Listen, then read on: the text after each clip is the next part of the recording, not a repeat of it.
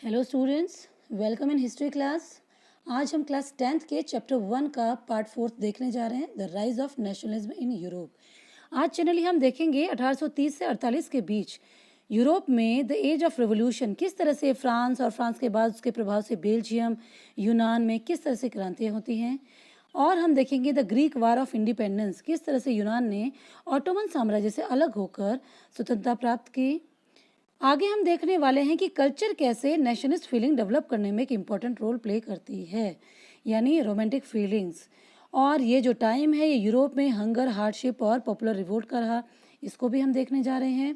साथ ही साथ 1848 में फ्रांस में होने वाली जो अगेन जो क्रांतियाँ हैं उनका रेस्ट ऑफ द यूरोप पे प्रभाव पड़ता है। और फाइनली जर्मनी में उदारवादी एक नई पहल करते हैं फ्रैंकफर्ट संसद के रूप में। और the role of women in nationalist struggle, यानी इस पूरे दौर में महिलाओं की क्या भूमिका रही। तो आइए ये कुल मिला के ये 5-6 टॉपिक हम आज देखने जा रहे हैं। तो चलिए सबसे पहले हम देखते हैं 1830 से 48 के बीच का जो यूरोप है उसकी स्थिति।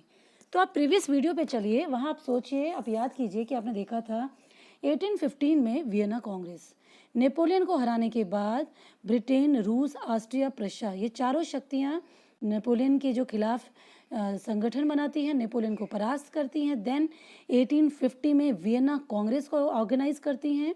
और वियना कांग्रेस का मेन मुद्दा क्या था? To restore the monarchy in Europe.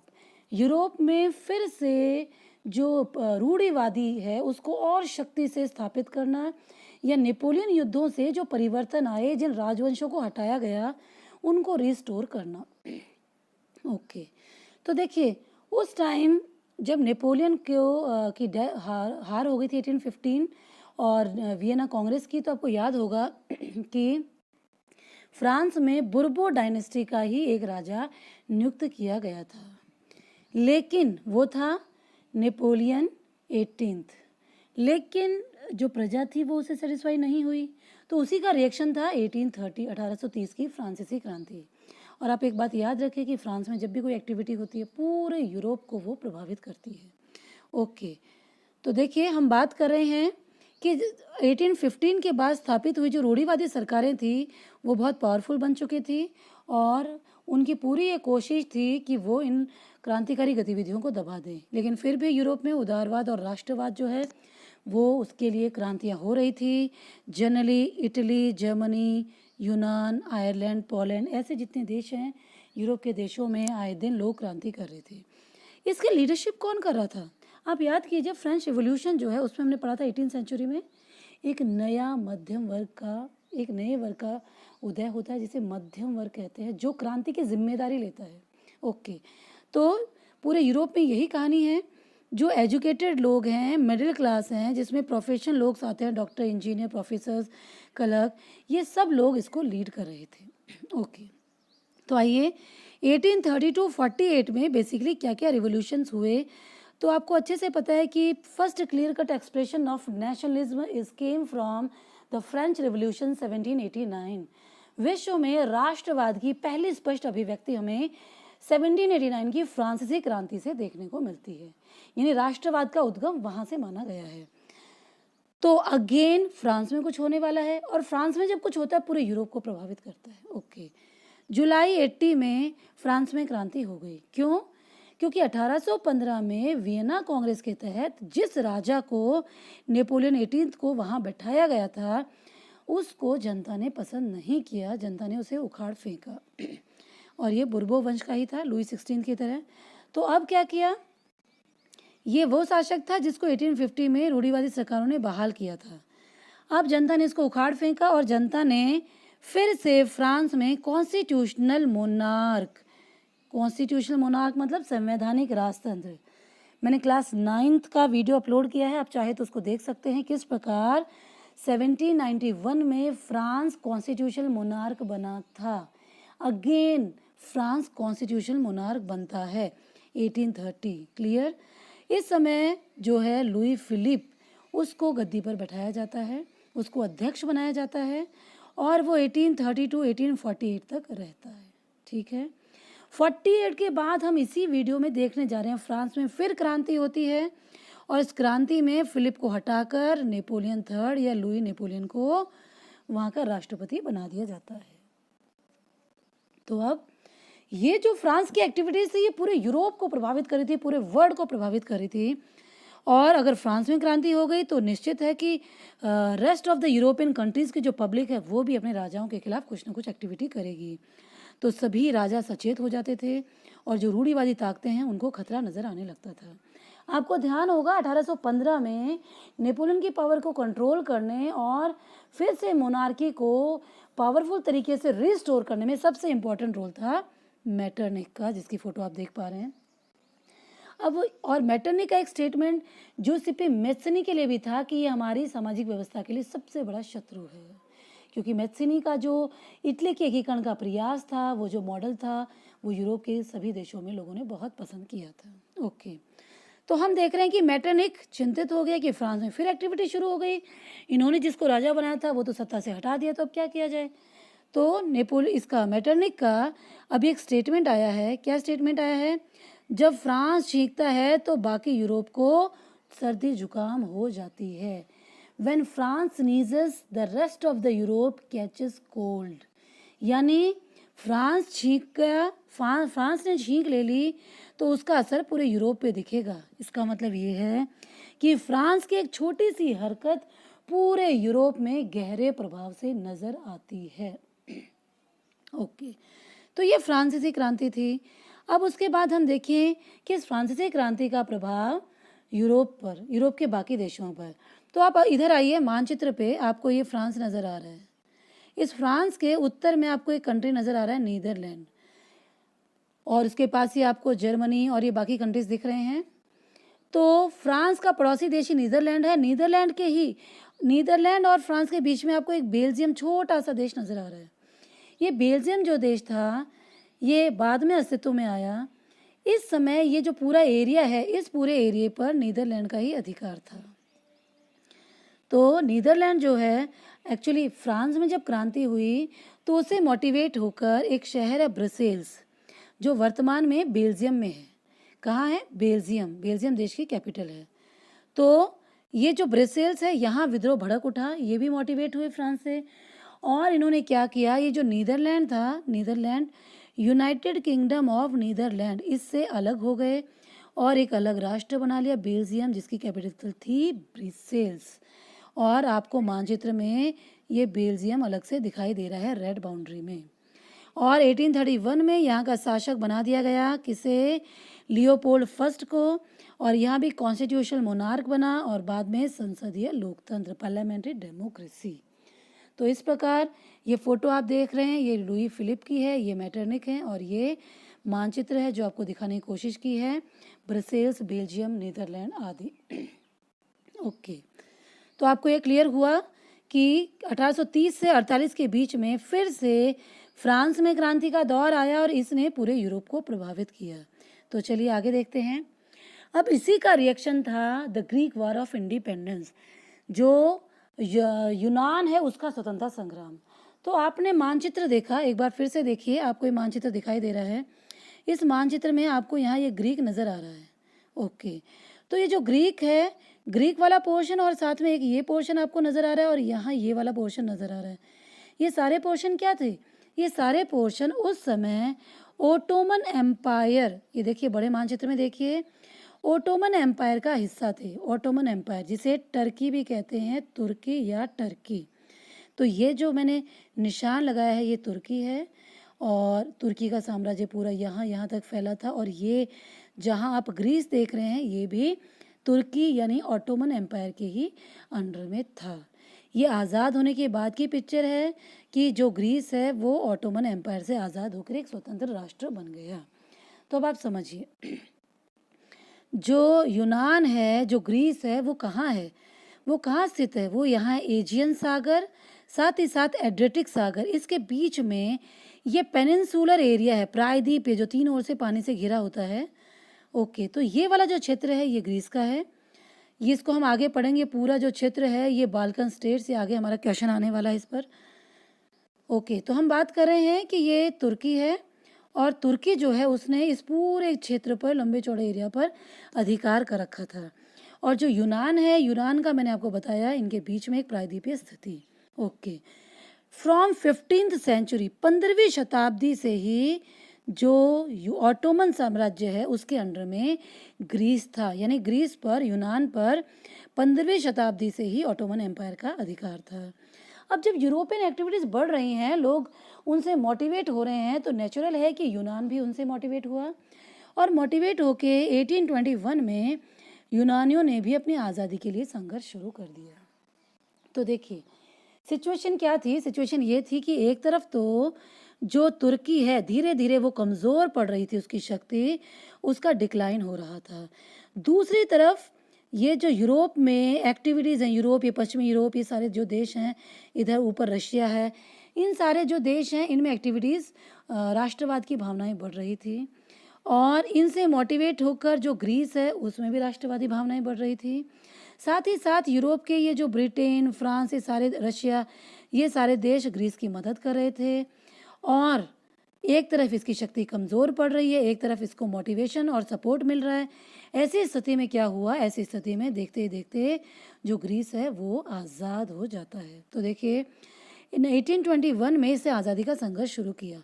इसको मोटिवेशन कहाँ से मिली? यूरोप में जो रिवोल्यूशनरी और नेशनलिस्ट एक्टिविटीज़ हो रही थी, आए दिन उनसे ग्रीस के लोगों को भी मोटिवेशन मिल रही थी। अब देखिए ग्रीस के जो लोग देश निकाला या एग्जाइल या निर्वासन से पे जी रहे थे, बाहर रहते हुए, उन्होंने भी अपने लोगों की हेल्प की। उनके साथ साथ पूरा जो यूरोप है, पश्चिमी यूरोप के जो देश हैं, उन्होंने भी सपोर्ट किया। क्यों? क्योंकि आपको ध्यान होगा यूनान एक प्राचीन सभ्यता है। इस सभ्यता के प्रति उनके मन में एक रिस्पेक्ट की फीलिंग थी, इसके प्रति वो सहानुभूति रखते थे। साथ ही साथ जितने भी यूरोपियन पोइट्स एंड राइटर्स और आर्टिस्ट हैं, उन्होंने अपने लिटरेचर के थ्रू लोगों के मन में यूरोपीय जो सभ्यता, ये जो यूनानी सभ्यता है, यूनानी लोग हैं, उनके प्रति और ज़्यादा रिस्पेक्ट और ज़्यादा जुड़ाव की भावना पैदा की। कैसे? उन्होंने ये प्रूव किया कि यूरोप का जो ओरिजिन है, यूरोप के ओरिजिन का मेन सेंटर, मेन जो इसकी सभ्यता का ओरिजिन है, पालना है, वो कहाँ से है, क्रेडल है, वो कहाँ से है? वो है यूनान से। यानी इन सब का ओरिजिन यूनान से हुआ है, यूनान सभ्यता ही इनके ओरिजिन का सोर्स है। तो लोगों की सिंपैथी नेचुरली जुड़ गई। और एक सबसे इम्पॉर्टेंट चीज़ कि ये जो ऑटोमन या जो तुर्की साम्राज्य था, ये कैसा था? इस्लामिक स्टेट था, ये इस्लामिक, यानी मुसलमान शासक थे यहाँ। और ग्रीस के साथ साथ पूरे जो यूरोपियन है, ये कैसे थे? ये थे ईसाई। तो इस तरह से इनमें एक धार्मिक समानता भी थी कि इस्लाम के विरुद्ध इन्होंने एक जो क्रिश्चियन बहुल क्षेत्र है, क्रिश्चियनिटी बहुल क्षेत्र है, उसको सपोर्ट करना। इनमें धार्मिक समानता थी। जैसे रूसी ऑर्थोडॉक्स चर्च, जो रूस में जो मैक्सिमम लोग उसके फॉलोअर्स थे, वही यहाँ भी प्रशन में था और पूरे यूरोप में भी आपको पता है क्रिश्चियनिटी थी। तो इस तरह से ये जो एक धार्मिक समानता थी, रिलीजियस जो इक्वलिटी थी, वो भी कहीं ना कहीं लोगों को एकजुट कर रही थी। किसके खिलाफ? ऑटोमन के खिलाफ। तो इन्होंने क्या कहते हैं, मुस्लिम साम्राज्य के खिलाफ जनमत यानी पब्लिक ने सपोर्ट किया। अब देखिए लोग इतने ज़्यादा लोग इसमें हेल्प कर रहे थे कि एक इंग्लैंड के पोइट थे लॉर्ड बायरन। उन्होंने ना केवल पैसा इकट्ठा किया, धन, बल्कि खुद ही लड़ने युद्ध में चले गए और वहाँ 1822 में फीवर से उनकी डेथ हो गई। अब क्या हुआ? जो ये ग्रीस था, ग्रीस उस समय तो ऑटोमन के अंडर में था, इसकी मदद इधर से रशिया, फ्रांस, ब्रिटेन, इधर से इन्होंने की और इसको हौसला मिल रहा था पूरा। दूसरी तरफ से जो तुर्की है, तुर्की के साथ इधर मिस्र, एक तरफ ये थे, एक तरफ ये सभी देश थे, इनमें वार शुरू हो गया और फाइनली जीत किसकी हुई? चूँकि यूरोपीय शक्तियाँ ज़्यादा ताकतवर थी तो जीत इनकी हुई और फाइनली जो यूनान है वो इस पूरे क्षेत्र को, अपने आप को ऑटोमन साम्राज्य से आज़ाद करवा लेता है और 1832 में द ट्रीटी ऑफ कॉन्स्टेंटिनोपल, कुस्तुनतुनिया की संधि के साथ ही जो यूनान है वो क्या होता है? आज़ादी प्राप्त कर लेता है। तो इस प्रकार ये फ्रांसीसी क्रांति के प्रभाव के तौर पे देखा गया एक तरह से। आगे चलिए, ये एक अलग टॉपिक शुरू हो गया है और बहुत ही इम्पोर्टेंट एक टॉपिक है CBSE exam point of view से। और पिछले वीडियोस में हमने देखा लिबरल्स, उदारवादी, यानी यूरोप में लोगों का एक ऐसा ग्रुप का उदय हुआ जिनकी पॉलिटिक्स के बारे में, इकोनॉमी के बारे में एक स्पेसिफिक सोच थी, जो शासन तंत्र में परिवर्तन चाहते थे, जो नागरिक अधिकार चाहते थे। तो हमने उदारवादी पढ़ा, लिबरल्स को। हमने रूढ़िवाद को देखा, रूढ़िवादी लोग कौन थे, वो क्या चाहते थे। And the third one concept is romanticism या रोमांटिक इमेजिनेशन, रूमानी कल्पना। It's a very very important question for exam point of view. Okay, तो चलिए हम देखते हैं कि रूमानीवाद क्या है। हमारे माइंड में एक बात आती है कि जनरली जो नेशनलिस्ट फीलिंग है वो लड़ाई, मारधाड़, युद्ध, क्रांतियाँ, इन क्षेत्र विस्तार, इन सब से ही शायद हम राष्ट्रवाद का विकास कर सकते हैं, लेकिन ऐसा नहीं था। The culture also plays an important role. संस्कृति ने भी इसमें बहुत बहुत अहम भूमिका निभाई। संस्कृति में बेसिकली कौन सी चीज़ आती हैं? संस्कृति में हमारी जो आर्ट है, literature, languages, stories, ballads, music, ये सारी चीज़ें है ना, कला, किस्से, कहानियाँ, भाषा, नृत्य, गीत, ये सारी कविताएं, बाल कथाएं, ये सारी चीज़ें हमारी संस्कृति का हिस्सा हैं। ओके, तो जिन लोगों की सोच ये थी कि संस्कृति के द्वारा लोगों में राष्ट्रवाद की भावना का विकास किया जाना चाहिए या किया जा सकता है, वो जो विचारधारा के लोग थे वो थे रूमानीवादी। तो अब देखिए, हम देखते हैं रूमानीवाद क्या है। ये बेसिकली 1 मार्क्स में पूछ सकते हैं। इट्स अ कल्चरल मूवमेंट, सांस्कृतिक आंदोलन है ये, ठीक है। यानी इस ऐसा माना जाता है कि खास तरह की राष्ट्रीय भावना का विकास करती है। जो लोग हैं वो आपस में, उनमें एक ऐसी फीलिंग विकसित होती है कि वो अपने आप को एक दूसरे से जुड़ाव, नज़दीक महसूस करते हैं। ये जो रूमानीवादी कलाकार हैं, इनके क्या लॉजिक्स हैं? रूमानीवादी जो आर्टिस्ट हैं, पोइट्स हैं, उनका मानना है, वो कहते हैं विज्ञान यानी साइंस को जो लोग ग्लोरीफाई करते हैं, साइंस की तारीफ़ें करते हैं, हाँ, तर्क वितर्क, रीजनिंग की, इन सब चीज़ों की रोमांटिक जो पोइट्स वगैरह हैं वो क्रिटिसिज्म करते हैं, आलोचना करते हैं, वो इसको ज़्यादा महत्व नहीं देते। तो वो किसको महत्व देते हैं? वो महत्व देते हैं ऐसी फीलिंग्स को, इंट्यूशंस, अंतर्दृष्टि और स्पेशल फीलिंग्स जो लोगों को आपस में जोड़ सके। वो कहते हैं कि किसी भी देश का बेस क्या होता है? किसी भी देश का बेस होता है उसकी एक कलेक्टिव कल्चर, कॉमन कल्चर और कॉमन हेरिटेज। किसी भी देश की कॉमन हेरिटेज और कॉमन कल्चर ही उस देश को बांधे रख सकती है, ऐसा इनका मानना था। अब आइए, जो रोमांटिसिज्म है, रोमानीवाद जो है, उसके विचारक, उसके विचार देने वालों में कुछ फेमस लोगों को हम स्टडी करते हैं। यहाँ आपको एक तस्वीर दिखाई दे रही है, योहान गॉटफ्राइड। योहान गॉटफ्रीड हैं, ये क्या है? एक जर्मन फिलोसफर हैं। इनका मानना था the real German culture lies in the public, यानी सच्ची जर्मन संस्कृति है वो आम जनता में ही निहित है। और किसी भी नेशन की, किसी भी राष्ट्र की सोल क्या है? आत्मा। सोल है उसके folk songs, folk stories and folk dances. Means simple भाषा में उस देश की कल्चर ही उस नेशन की सोल यानी आत्मा है। ओके, तो ये जो योहान गॉटफ्रीड हैं, ये क्या कहते हैं कि राष्ट्र निर्माण के लिए क्या ज़रूरी है? बहुत ज़रूरी है कि जो हमारी कल्चर है, फोक कल्चर है, उसके डिफरेंट स्वरूप, चाहे वो फोक सॉन्ग्स है, डांस है, लिटरेचर है, जिस भी फॉर्म में है, उन सब को हमें कलेक्ट करना चाहिए, उनको रीराइट करना चाहिए, उनको हमें सेव रखना चाहिए, प्रिजर्व करना चाहिए, ताकि उसके बेसिस पर हम लोगों को एकजुट कर सकें, एकता के सूत्र में बांध सकें। साथ ही साथ हर क्षेत्र में अपनी बोले जाने वाली विशेष बोलियां होती हैं, तो जो रीजनल डायलेक्ट्स हैं, स्थानीय जो बोलियां, भाषाएं हैं, उनको भी प्रमोट करना चाहिए। ये भी लोगों को जोड़ने का एक तरीका है। वो ये कहते हैं कि जो लोक साहित्य है उसको इकट्ठा करना चाहिए। क्यों? क्योंकि जो निरक्षर लोग हैं, आधुनिक राष्ट्रीय संदेश जो है, जो नेशनलिज्म का जो एक मैसेज है, वो कॉमन पीपल तक तभी पहुंचेगा जब हम लोग फोक लिटरेचर को, इनको हम यूज़ करेंगे। क्यों? क्योंकि वो ऐसी चीज़ें हैं जो क्षेत्र विशेष में लोगों में परिचित हैं, लोग जिनसे फैमिलियर हैं। और सारे लोग शिक्षित हैं, ऐसा तो ज़रूरी नहीं कि सारे लोग शिक्षित हैं, बड़ी बड़ी पुस्तकें पढ़ के नई नई विचारों से वो अवेयर हो जाएं।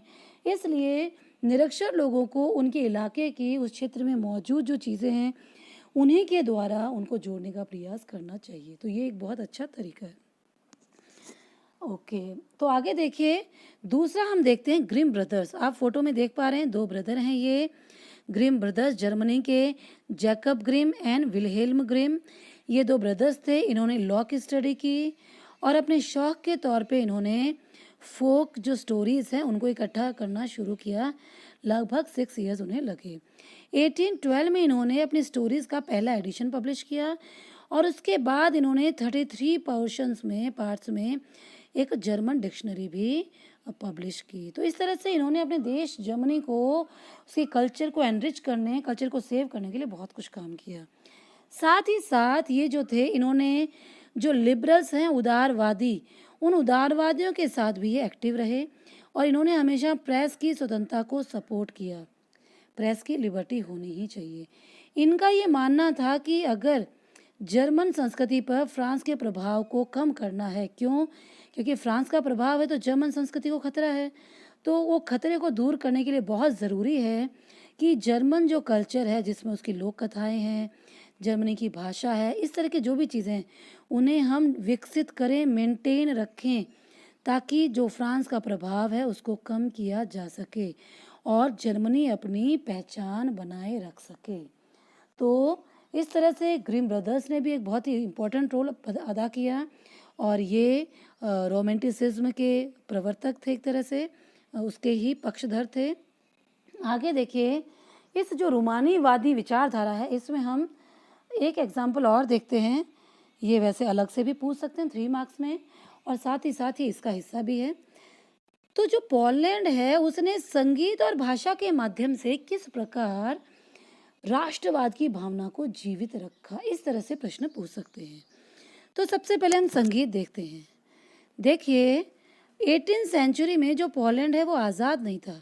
उस पे यूरोप की कई ताकतों का अधिकार था, जैसे रूस, प्रशा और ऑस्ट्रिया। ओके, क्योंकि पोलैंड आज़ाद नहीं था तो उसके पास इतनी पावर भी नहीं थी कि वो इनके खिलाफ अपनी पावर को, राष्ट्रवादी भावनाओं को जागृत रखे, रूढ़िवादी ताकतों के खिलाफ उठ खड़ा हो। लेकिन फिर भी इसने क्या किया, अपने संगीत और भाषा के जरिए लोगों में कॉन्टिन्यू नेशनल फीलिंग को डेवलप रखा। इसमें सबसे मेन एग्जाम्पल है, 1 मार्क्स में आया हुआ है, कैरोल कुरपिंस्की। इन्होंने जो इनका म्यूज़िक है ओपेरा, उससे राष्ट्रवाद की भावना जारी रखी। और दूसरा, ये तो म्यूज़िक है, लोक संगीत, और ये है लोक नृत्य, पोलोनेस जो आप चित्र में देख पा रहे हैं, और माजूरका। पोलोनेस और माजूरका यहाँ के लोक नृत्य हैं। जिस तरह से आप देखते हैं भारत में, पंजाब में आपको गिद्दा, भंगड़ा, शम्मी, इसके अलावा आपको असम में बिहू, महाराष्ट्र में लावनी, राजस्थान में कालबेलिया, तेरा ताली, घूमर, इस तरह से आपको बहुत सारे अगर क्षेत्र विशेष के डांस फॉर्म्स मिलेंगी, लोक संगीत की फॉर्म्स मिलेंगी, लिटरेचर की मिलेंगी, कलाओं की मिलेंगी। तो उसी हिसाब से पोलैंड के ये लोक नृत्य थे, लोकगीत था, ओपेरा। तो इसके माध्यम से, लोक संगीत और लोक नृत्यों के माध्यम से पोलैंड ने अपने देश, जिसके ऊपर यूरोपीय शक्तियों का अधिकार था, उस कंडीशन में भी उसको क्या किया, उस कंडीशन में भी वहाँ राष्ट्रवादी भावनाओं को कंटिन्यू रखा, लोगों में मेंटेन रखा। अब आइए हम भाषा देखते हैं कि जब उसी समय की बात है जब पोलैंड पे इन देशों का अधिकार था, तो भाषा ने भी एक इम्पॉर्टेंट रोल प्ले किया।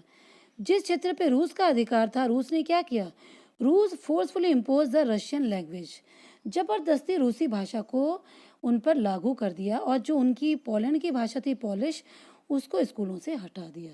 ये लोगों को अच्छी नहीं लगी ये बात, तो 1831 में लोगों ने विद्रोह किया, बट उसको रिप्रेस कर दिया गया, दबा दिया गया।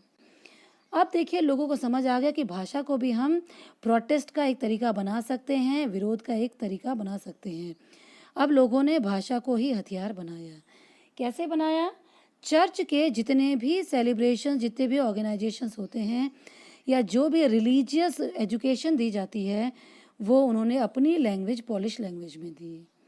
अब इसका रिएक्शन ये हुआ कि जो रिलीजियस लीडर्स थे, पादरी और बिशप, उनको रूस के जो सरकार है उसने जेल में डाल दिया और उन पे फोर्स किया उन्हें कि वो रूसी लैंग्वेज को प्रचार प्रसार करें।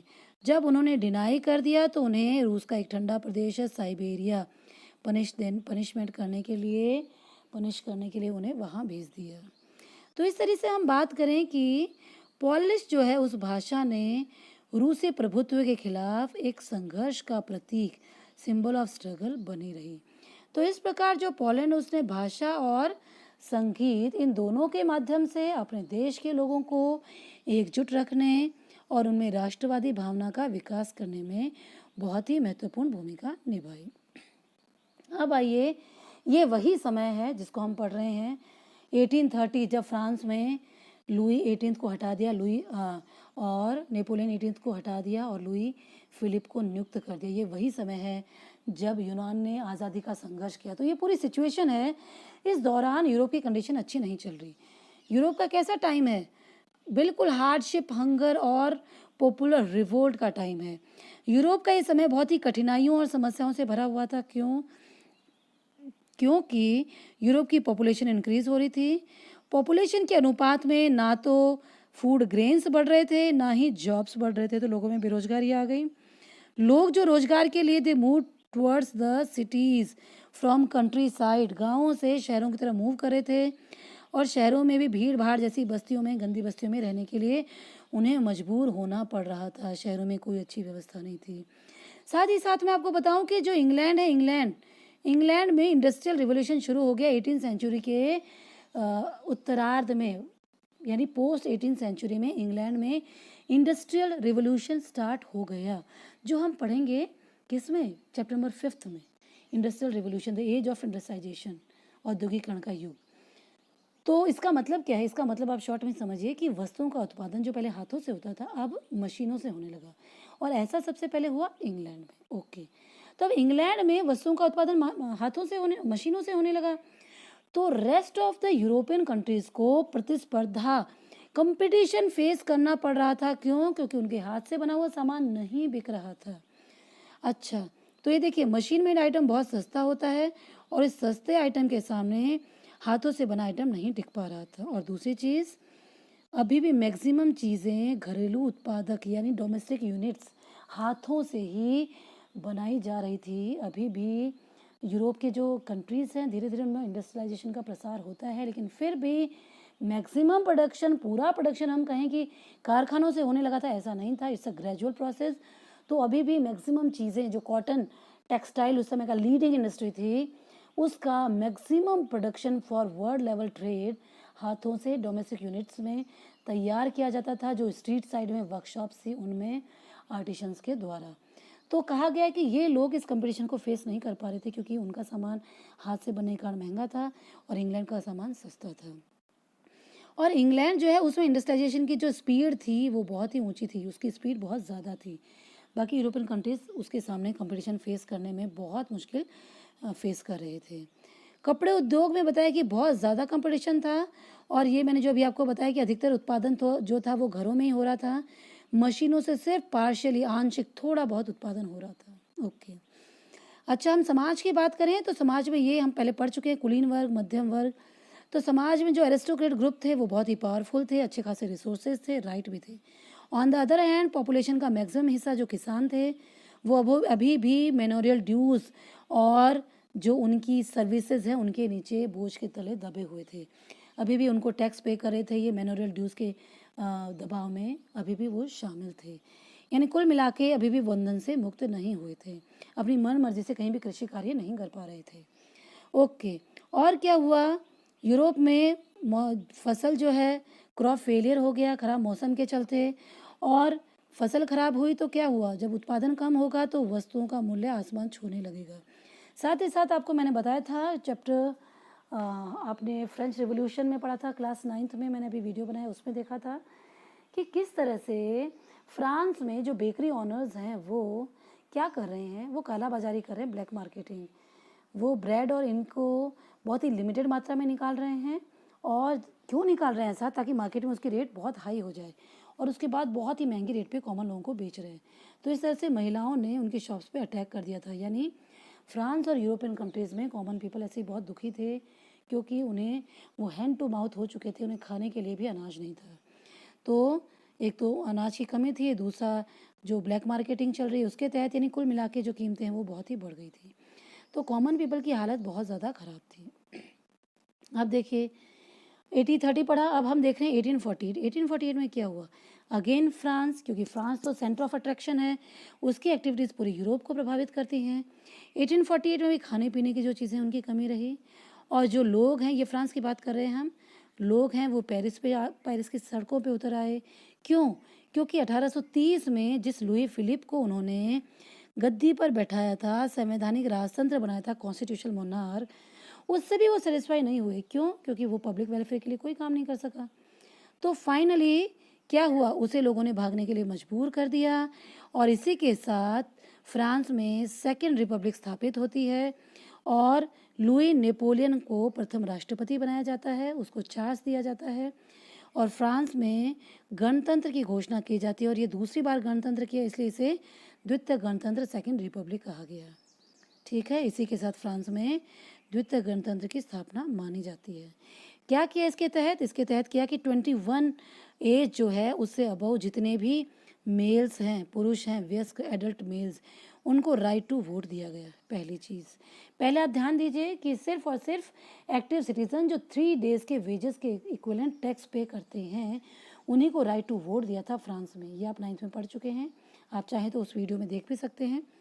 तो हम बात करें कि किस वर्ष से ऊपर सभी वयस्क पुरुषों को मताधिकार प्रदान किया, और काम भी दिया जाएगा ताकि वो अपना परिवार का गुजारा चला सकें, इसकी भी गारंटी दी।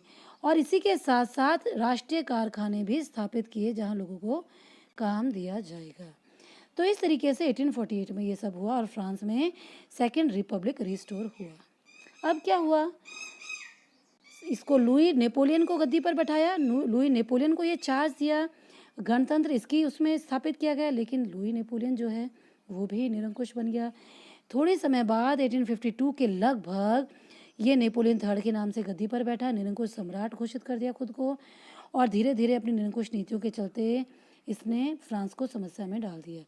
इसकी आक्रामक नीति के चलते जर्मनी, जो आज का जर्मनी है, उस समय तो नहीं था, उसका एक राज्य होता था प्रशा, उसके साथ इसका युद्ध छिड़ गया 1870-71 में, और फ्रांस की हार हुई। पब्लिक में फिर से बहुत ज़्यादा डिस्कंटेंट, असंतोष, और फाइनली क्या हुआ? जो तृतीय नेपोलियन है, नेपोलियन थर्ड, उसको गद्दी से हटा दिया, उसका पतन हो गया, और फ्रांस में एक बार फिर से थर्ड जो गणतंत्र है उसके कॉन्स्टिट्यूशन को ड्राफ्ट किया गया। तो इस तरीके से आप देखिए हर जगह जो फ्रांस है वही सबके लिए रोल मॉडल बना हुआ है, वही सोर्स ऑफ मोटिवेशन बना हुआ है। अब फ्रांस की एक्टिविटीज़ हैं तो नेचुरल है कि यूरोप के बाकी कंट्रीज से प्रभावित होंगे ही होंगे। तो अब देखिए 1845 में सिलेसिया में वीवर्स ने विद्रोह कर दिया। सिलेसिया कहाँ है? आप ये मानचित्र में देखिए, पोलैंड देख रहे हैं, ये जर्मनी देख रहे हैं, और ये चेक गणराज्य देख रहे हैं।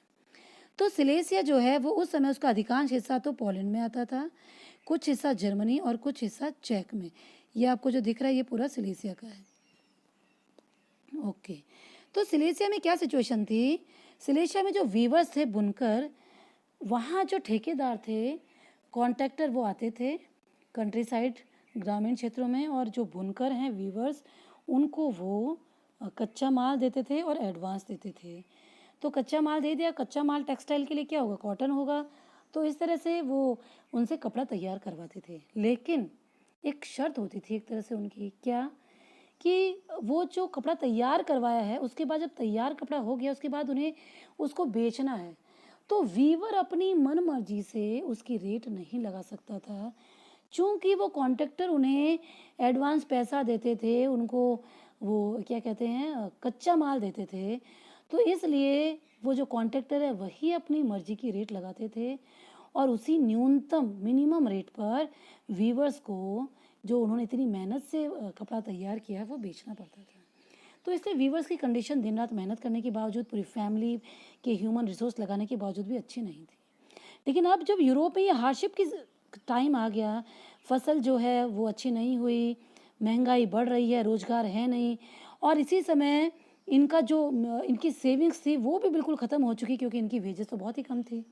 तो ऐसी सिचुएशन में अब इन्होंने अपने रिसोर्सेज को एक एक करके अपने घर, हाँ, अपने जो लीनन के कच्चे माल के गट्ठर ये वो सब बेच दिए, कैसे तैसे वो इस हार्डशिप से सरवाइव कर सके। लेकिन एट लास्ट जब उस लिमिट क्रॉस हो गई तो इन्होंने क्या किया, विद्रोह कर दिया, क्योंकि ये चाहते थे कि इनकी मजदूरी बढ़े।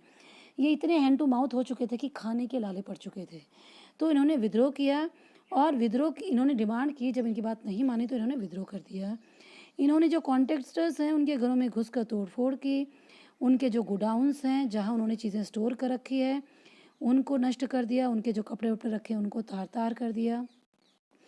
अब वो कॉन्ट्रैक्टर डर के मारे पड़ोसी गांव में भाग गए। वहाँ जाके उन्होंने शेल्टर ले ली, शरण ले ली और उसके बाद पुलिस की मदद से 24 घंटे के बाद लौटे। लेकिन इस पूरे में 11 जो वीवर्स हैं उनकी हत्या हो गई, वो मारे गए। ये चीज़ बहुत ही नुकसानदायक थी। तो इस तरह से यूरोप का ये जो पूरा टाइम है, ये पूरा टाइम क्या चल रहा है, हार्डशिप का टाइम चल रहा है और फ्रांस की एक एक्टिविटी पूरे यूरोप को प्रभावित कर रही है। आपने ये देखा, ये है नेपोलियन थर्ड, जिसको 1848 में वो बनाया जाता है राष्ट्रपति और उसके बाद इसने खुद को निरंकुश राजा घोषित कर लिया था। आगे आइए, अब हम एक नया टॉपिक देखते हैं। ये हमारा टॉपिक है बहुत ही एक अच्छा और एक नया टॉपिक है। 1848 में उदारवादियों की क्रांति। उदारवादी हम पहले पढ़ चुके हैं, आपको पता है। उदारवादी लिबर, लैटिन वर्ड लिबर से बना है, वो सारी उनकी सोच। अब इन उदारवादियों ने बेसिकली क्या किया, उदारवादियों ने ये यूरोपियन जो एक्टिविटीज़ चल रही हैं, फ्रेंच एक्टिविटीज़ चल रही हैं, इनसे मोटिवेट होके इन्होंने कोशिश की जर्मन यूनिफिकेशन की, हम कह सकते हैं जर्मन को एक एकीकृत राष्ट्र बनाने की, वहाँ कॉन्स्टिट्यूशन बनाने की कोशिश की, जो असफल रही। तो चलिए हम देखते हैं थोड़ा सा इसमें क्या दिया है। तो 1848 में हमने देखा कि जो यूरोप के जो जितने भी देश हैं उनमें गरीबी, भूखमरी, बेरोजगारी की कंडीशन है, किसान और जो मजदूर हैं वो विद्रोह कर रहे हैं, कॉमन पीपल सड़क पे आ चुके हैं और साथ ही साथ जो पढ़े लिखे लोग हैं वो भी उनके पैरेलल क्रांतियाँ कर रहे हैं। और फ्रांस में लुई फिलिप को गद्दी छोड़ने के लिए मजबूर कर दिया था। उसके बाद नेपोलियन जो है थर्ड को गद्दी पर बैठाया और अगेन सेकंड रिपब्लिक रिस्टोर हुआ।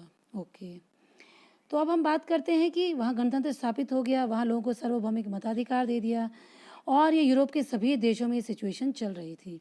बेसिक इनकी मांग क्या थी, इनकी मांग थी नेशन स्टेट्स बनाने की, यानी चाहे वो कॉमन पीपल हैं, चाहे वो मध्यम वर्ग हैं, उदारवादी, वो चाहते थे हर देश में अपना कॉन्स्टिट्यूशन हो, प्रेस की आज़ादी हो और सबको संगठन बनाने का राइट हो, जैसे कि हर देश में एक पार्लियामेंट्री सिस्टम जैसा कोई संगठन होना चाहिए।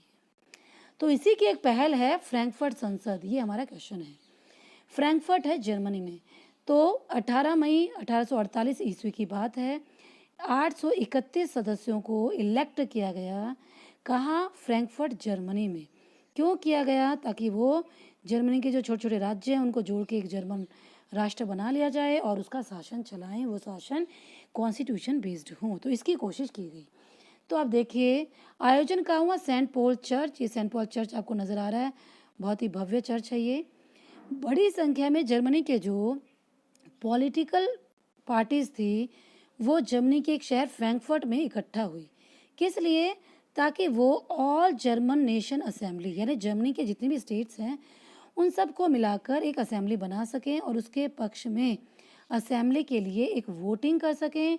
इसलिए वो इकट्ठा हुए। उन्होंने वोटिंग के थ्रू 18 मई 1848 को 831 मेंबर्स को इलेक्ट किया और ये मेंबर्स बहुत ही सजे धजे जुलूस में, प्रोसेशन में जाकर इन्होंने फ्रैंकफर्ट संसद में अपना स्थान ग्रहण किया। यानी ये लोग जो इलेक्ट किए, ये जाके ये पार्लियामेंट के मेंबर बन गए और जाके ये फ्रैंकफर्ट पार्लियामेंट में अपना स्थान ग्रहण करते हैं। इनका बेसिकली काम क्या था? इनका काम था ड्राफ्टिंग ऑफ कॉन्स्टिट्यूशन, संविधान का प्रारूप तैयार करना। मतलब जर्मनी जो है उसके लिए, जर्मनी के शासन को चलाने के लिए कॉन्स्टिट्यूशन तैयार करना। अब इन्होंने ये सोचा कि इस कॉन्स्टिट्यूशन को, इसके रूल्स को एग्जीक्यूट करने के लिए हमें किसी की ज़रूरत है। तो इसके लिए जो भी छोटे छोटे राज्य हैं उनमें से किसी एक राज्य के प्रभावशाली राजा को हम इसका हेड बना लेते हैं। तो इसके लिए राजा को, इसकी जो लीडरशिप थी, अध्यक्षता थी, वो किसी राजा को सौंपी जानी थी। उस समय जो प्रशा था वही जर्मन स्टेट्स में सबसे ज़्यादा पावरफुल था। तो प्रशा के राजा फेडरिक विल्हेल्म चतुर्थ जो था उसको ताज पहनाने की पेशकश की कि आइए, उनको इनवाइट किया, आप आइए और ये चार्ज संभालिए। बट रिजल्ट क्या हुआ आप ध्यान से समझिए। ये तो रूढ़िवादी लोग हैं, कंजर्वेटिव गवर्नमेंट्स हैं जो 1815 के बाद और ज़्यादा स्ट्रॉन्ग हो गई थी, जो बिल्कुल अपने खिलाफ कुछ भी बर्दाश्त नहीं करती थी, जो ह्यूमन पब्लिक राइट्स के फेवर में नहीं थी। तो ये तो इस बात के बिल्कुल पक्ष में नहीं थे कि इस तरह से वोटिंग का कोई सिस्टम हो, पब्लिक को राइट दिए जाए। तो जो किंग है उसने रिफ्यूज़ कर दिया इसको, और ये उन राजाओं के साथ जाके मिल गया जो इस इलेक्टेड असेंबली के अगेंस्ट थे। क्लियर। साथ ही साथ जो एरिस्टोक्रेट पीपल थे, ग्रुप था, और जो आर्मी थी उसमें भी विरोध बढ़ गया। वो भी नहीं चाहते थे कि इनका सिस्टम ख़त्म हो और नई तरह का कॉन्स्टिट्यूशनल मोनार्क आए। ओके, अब क्या हुआ, ये जो पार्लियामेंट थी, एक तरफ तो राजा और सेना और ये सब उनके खिलाफ हो रहे हैं, दूसरी तरफ ये जो संसद थी, पार्लियामेंट, इस पार्लियामेंट का जो सोशल बेस था ये कमज़ोर होता जा रहा था। क्यों? क्योंकि इसमें बेसिकली मिडिल क्लास के लोग थे, मध्यम वर्ग, जिन्होंने कॉमन पीपल जो मजदूर किसान हैं उनकी मांगों को शामिल ही नहीं किया, उसका विरोध किया। तो जब ऐसी सिचुएशन बनी तो कॉमन लोगों ने सपोर्ट नहीं किया, उनका समर्थन खो बैठे। इस चीज़ का लाभ उठाया राजा ने, उसने सेना को बुलाया और असेंबली को डिसमिस कर दिया, भंग कर दिया। तो इस प्रकार जो ये एक अच्छी कोशिश की थी ये जर्मनी को एकीकृत करने की, ये असफल रही क्योंकि पूरा जन समर्थन नहीं था। तो आपको ये दिख रहा है वर्साई का पैलेस, और यहाँ भव्य तरीके से ये लोग बैठे हैं और सभा का आयोजन किया हुआ है। अब देखिए हमारा नया टॉपिक है, what is the role of women in the national struggle, महिलाओं की भूमिका राष्ट्रवादी आंदोलन में। तो देखिए महिलाओं की जो भूमिका है, चाहे वो फ्रांसीसी क्रांति है, क्लास 9th में आपने पढ़ा हो, या किसी अन्य क्रांति, सभी प्रकार की जो रिवोल्यूशंस हैं, चाहे वो भारत का आप 1857 का रिवोल्ट देखें, राष्ट्रवादी आंदोलन देखिए, सब में महिलाओं की महत्वपूर्ण भूमिका होती है, रही है। वो एक पुरुषों के साथ कंधे से कंधा मिलाकर उन्होंने मेन रोल अदा किया है। अब हम बात करते हैं कि उदारवादियों ने क्रांति की बागडोर संभाली थी। वो रूसी यूरोप के जो समाज है, यूरोप के देशों में लीड कर रहे थे क्योंकि उनके पास आवश्यक ज्ञान और कौशल भी था। तो उदारवादियों के जो मसौदा था, जो मैनिफेस्टो घोषणा पत्र कि उन्हें क्या चाहिए, उसमें कभी भी महिलाओं के लिए राजनीतिक अधिकार जो है उसके बारे में कोई क्लियर कट डिस्क्रिप्शन नहीं था। वो हमेशा विवादास्पद रहा, कंट्रोवर्शियल। महिलाओं के लिए उन्होंने कभी भी कोई क्लियर कट बात नहीं की। महिलाएं हमेशा एक्टिव पार्टिसिपेंट बनी रही, बड़ी संख्या में पार्टिसिपेट किया, बहुत सारे पॉलिटिकल ग्रुप स्थापित किए इन्होंने। आपने पढ़ा फ्रांसीसी क्रांति के दौरान फ्रांस में कम से कम 60 महिलाओं के संगठन थे, 60 उनका नंबर था।